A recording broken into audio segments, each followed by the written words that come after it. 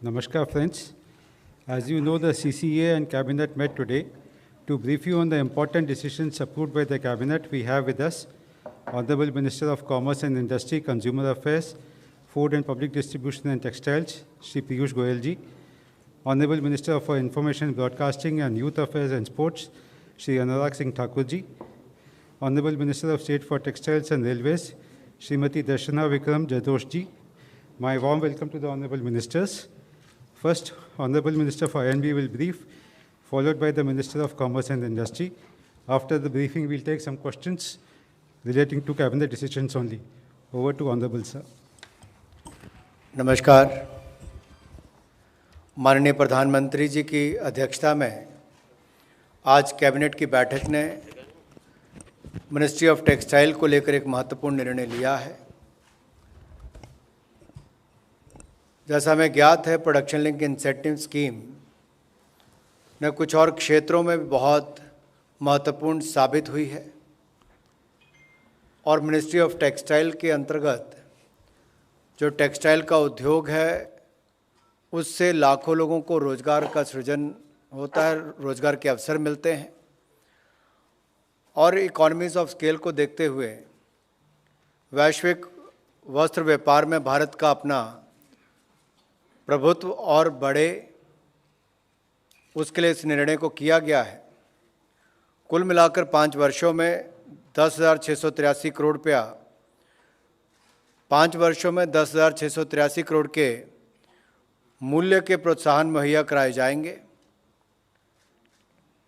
प्रत्यक्ष तौर पर 7.5 लाख से ज़्यादा लोगों को इसका रोज़गार के अवसर पैदा होंगे और अप्रत्यक्ष तौर पर लाखों लोगों को रोज़गार मिल पाएंगे, क्योंकि माननीय पीयूष गोयल जी, हमारे माननीय मिनिस्टर ऑफ टेक्सटाइल, कॉमर्स और हमारे राज्यसभा के नेता हम सबके बीच में हैं। मैं चाहूँगा कि विस्तार में इस निर्णय की जानकारी आप सबको दें, जिससे लाखों लोगों को रोज़गार भी मिलेगा और टेक्सटाइल के क्षेत्र में भारत नई ऊंचाइयों को छुएगा।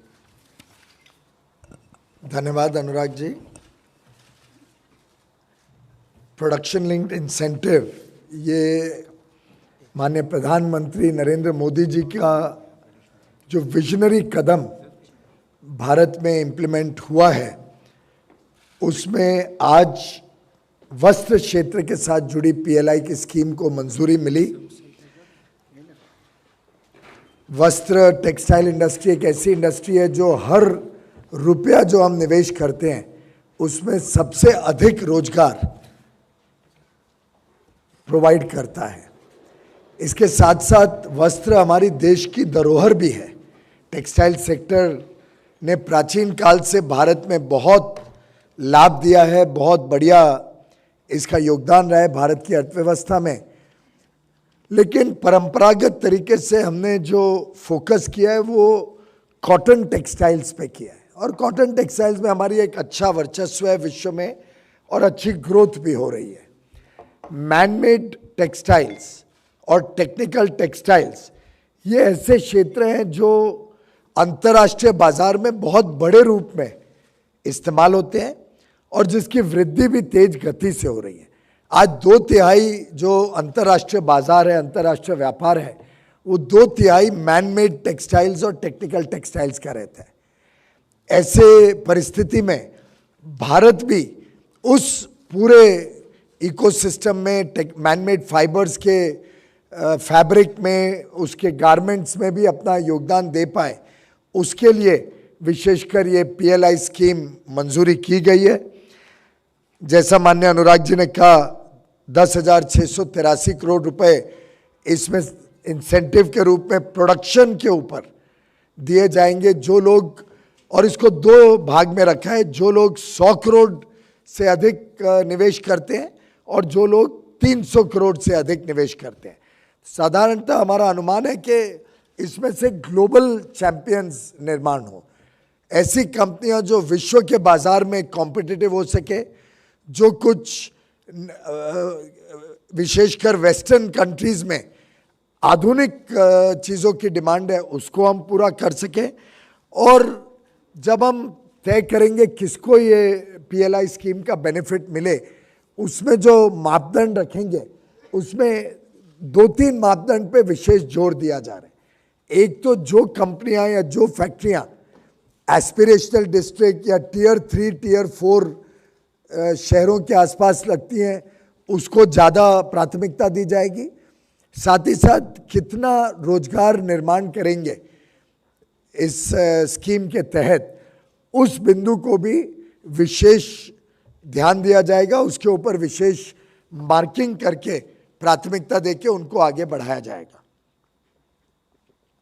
इसका सीधा लाभ गुजरात, उत्तर प्रदेश, महाराष्ट्र, पंजाब, तमिलनाडु, आंध्र प्रदेश, तेलंगाना, ओडिशा, इन क्षेत्रों में तो होगा ही, क्योंकि यहाँ पे टेक्सटाइल सेक्टर ऑलरेडी तेज गति से बढ़ रहा है। लेकिन बाकी देश में भी नए नए राज्यों में, अब बिहार चाहे तो वहाँ पे प्रोत्साहन दे सकता है और बिहार अपनी स्कीम जोड़ के आगे बढ़ा सकता है, इस क्षेत्र का लाभ ले सकता है। ऐसे हम चाहेंगे कि देश भर में इसका लाभ अलग अलग क्षेत्र में पहुँचे।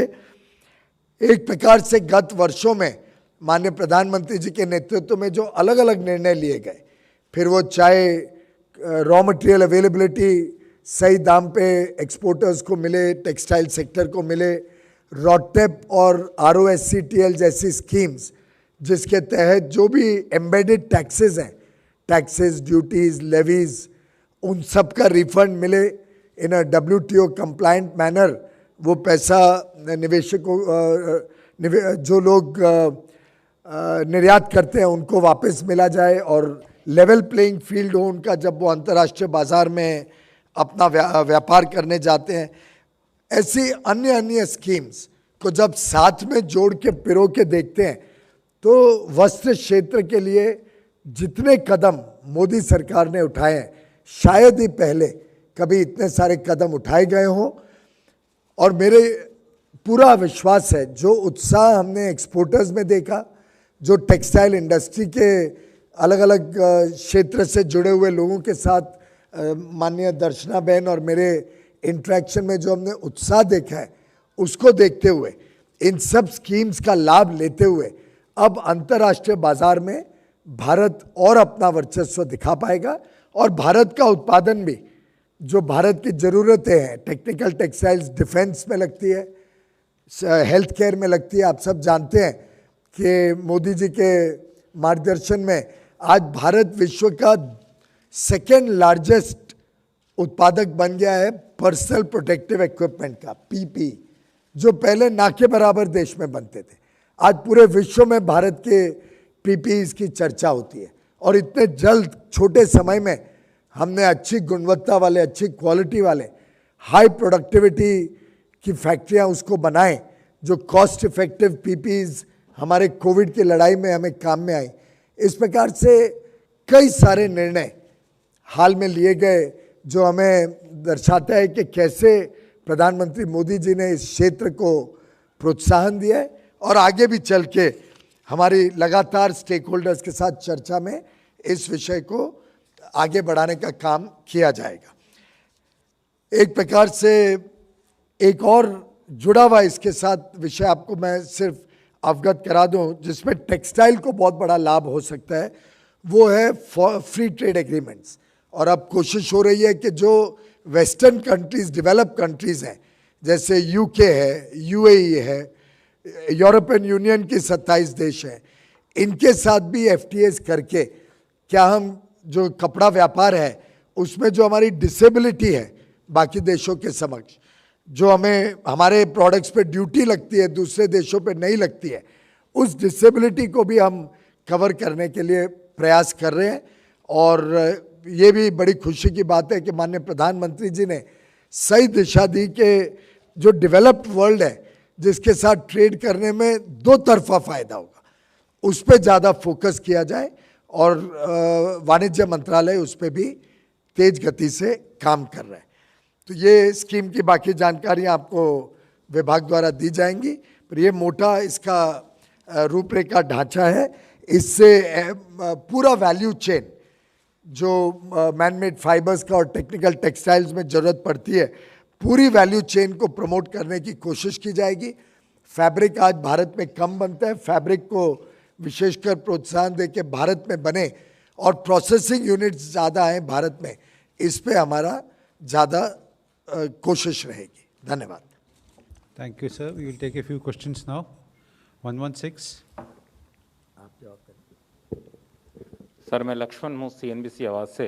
मेरा दो छोटे छोटे सवाल है। पहला तो जो टेक्सटाइल सेक्टर में हम देख रहे हैं अंतर्राष्ट्रीय बाजार में कंपटीशन काफ़ी ज़्यादा टफ है, ये प्रोडक्शन लिंक्ड इंसेंटिव स्कीम है, तो इससे एक्सपोर्ट बढ़ाने में कितना मददगार साबित होंगे हम लोग? और दूसरा जो आपने FTA की बात की, फ्री ट्रेड एग्रीमेंट की, वो कब तक साइन होता देख सकते हैं? पहली बात तो ये प्रोडक्शन लिंक्ड है, इसमें उत्पादन पे मिलेगा, इसका एक्सपोर्ट से कोई भी लिंकेज नहीं है, जरा भी नहीं है। लेकिन जब भारत में प्रोडक्शन बढ़ती है और अच्छी गुणवत्ता वाली वस्तु बनने शुरू हो जाती है, हाई प्रोडक्टिविटी आती है, तो क्वालिटी और प्रोडक्टिविटी साथ में जोड़ के कंपेटिटिवनेस भी भारत के प्रोडक्ट्स की बनती है, तो स्वाभाविक रूप से उसका एक्सपोर्ट का भी पोटेंशियल बढ़ता है। तो मैं समझता हूं कि हमारा फोकस है भारत में उत्पादन बढ़ाने का। बाकी वो अपने आप अगर भारत के बाजार में लगती है तो यहाँ लगेगी, विदेशी बाजार में कंपेटिटिव होगी वहाँ जाएगी, उससे हमारा इस स्कीम का डायरेक्ट फोकस नहीं है। और रही बात FTAs की, मैं आपको बताऊं कि FTAs कोई बड़े सरलता से नहीं बनाए जाते, इसका देश ने दुष्परिणाम भी देख चुके हैं। जब जल्दबाजी में किए गए पुराने FTAs का हमें नुकसान हुआ, तो मोदी जी का जो मानना है और जो उन्होंने हमें मार्गदर्शन दिया, उसमें हम FTAs की बड़ी गहराई में जाते हैं कि कैसे ये भारत के कोई एस्टैब्लिश सेक्टर को नुकसान ना पहुंचाए और भारत को अधिक लाभ मिले उसका, और दो तरफा हो, रेसिप्रोसिटी हो उसमें। ऐसा नहीं हो कि हमारा बाजार ही सिर्फ खुल जाए दूसरों के लिए और हमारे को जो बाजार मिलना चाहिए था उसका लाभ हमारे MSME सेक्टर, हमारे डेयरी सेक्टर, हमारे किसानों को ना मिले। और इसी कड़ी में आपको याद होगा जब माननीय प्रधानमंत्री जी को दिखा कि RCEP से भारत को लाभ कम और नुकसान ज़्यादा हो सकता है, तो साहसी निर्णय उन्होंने किया कि हम RCEP में नहीं जुड़ेंगे, जबकि पिछली सरकार ने 2011-12 में RCEP में जुड़ने का अपने आप से इतना उत्साह दिखा के भारत को उसमें डाल दिया था, जबकि हम पहले RCEP में नहीं थे। पिछली सरकार ने एक प्रकार से जुड़े बाद में उसमें RCEP, लेकिन जब गहराई से उस पूरे विषय को देख के लगा भारत को लाभ नहीं है तो हमने नहीं किया। तो हमारे जो RCEP के करने की तरीका है वो रेसिप्रोसिटी के हिसाब से, भारत को पूरा लाभ जब तक नहीं मिले तब तक FTA जल्दबाजी में नहीं किए जाएंगे, अच्छे किए जाएंगे। सर प्रशांत हूँ ABP न्यूज़ से। कैबिनेट में क्या रबी फसलों के MSP को लेकर भी कोई फैसला हुआ है क्या सर? अगर हुआ है तो क्या इसके बारे में जानकारी आपको अलग से दी जाएगी, मैं इस विषय के ऊपर चर्चा कर रहे हैं। धन्यवाद। है कोई? Thank you. This is Sapna here from CNBC TV 18. Sapna here from CNBC, sir. So just a quick one. There was a lot of expectation on the announcement of the telecom relief package. That's the decision that was taken in the cabinet. Thank you. Thank you, friends. And one on road tax, sir. One on road tax.